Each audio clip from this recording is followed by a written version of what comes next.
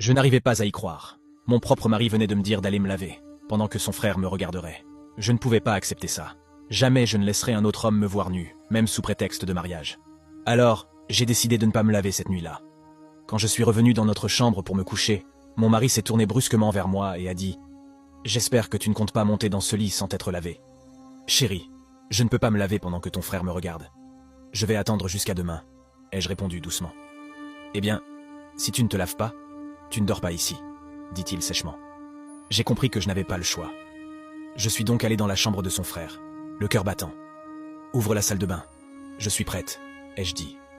Il m'a regardé en silence, puis s'est avancé vers la porte.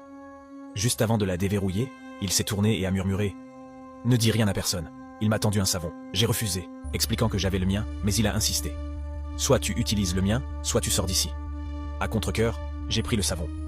En entrant dans la salle de bain, une odeur atroce m'a frappé en plein visage, comme si quelque chose de mort s'y décomposait. Je me suis couverte le nez, écœurée. En me penchant pour ramasser ma serviette tombée au sol, j'ai aperçu quelque chose sous le lavabo.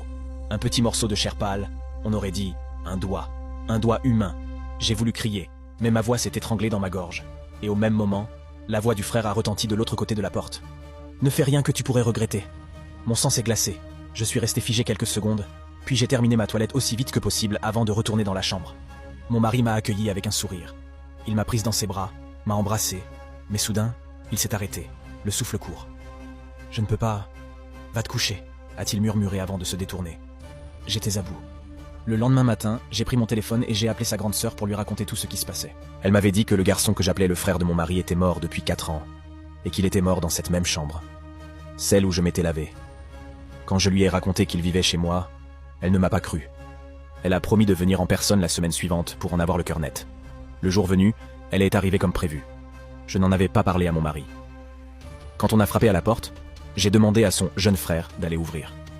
Le moment où il a vu sa sœur, son visage a changé, un mélange de stupeur et de peur glacée.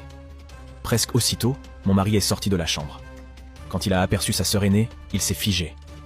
Je pouvais sentir la tension peser dans la pièce. Quelque chose clochait, terriblement. Sans un mot de trop, il m'a tendu son téléphone, a transféré de l'argent sur mon compte et m'a dit calmement « Va acheter quelque chose. Loin. Très loin. » Je n'ai pas douté. J'ai pris la voiture et je suis parti. Mais à mi-chemin, j'ai reçu un message de sa sœur. « Il ne peut pas être vivant.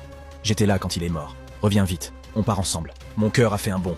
J'ai fait demi-tour immédiatement, le souffle court, les mains tremblantes sur le volant. Je voulais comprendre comment un mort pouvait encore marcher dans ma maison. Quand je suis arrivé, j'ai vu mon mari sortir de la chambre de son frère. Il transpirait abondamment. J'ai cherché sa sœur du regard, mais elle n'était nulle part. Dès qu'il m'a vu, il a dit d'une voix autoritaire « N'entre pas dans cette chambre tant que je ne te le dis pas. » Puis il est parti, sans se retourner. Mais avant qu'il disparaisse dans le couloir, j'ai aperçu une tache rouge, sombre, sur sa chemise. Un frisson m'a parcouru. J'ai sorti mon téléphone et j'ai essayé d'appeler sa sœur. La ligne ne passait pas. Et puis, quelques secondes plus tard, j'ai entendu son téléphone sonner, à l'intérieur de la chambre du frère. Mon sang s'est glacé. La sonnerie s'est arrêtée brusquement. Et la porte s'est ouverte. Son frère est sorti, lentement. Quelque chose n'allait pas. Ses gestes étaient saccadés, désarticulés. Et de l'eau coulait de ses mains, comme s'il venait de les laver.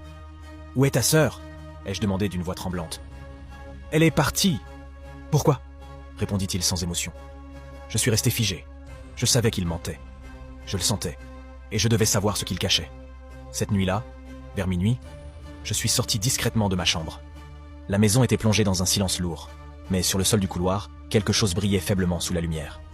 Une traînée rouge sombre. Une trace de sang. Elle partait de la chambre du frère et menait tout droit vers l'arrière de la maison.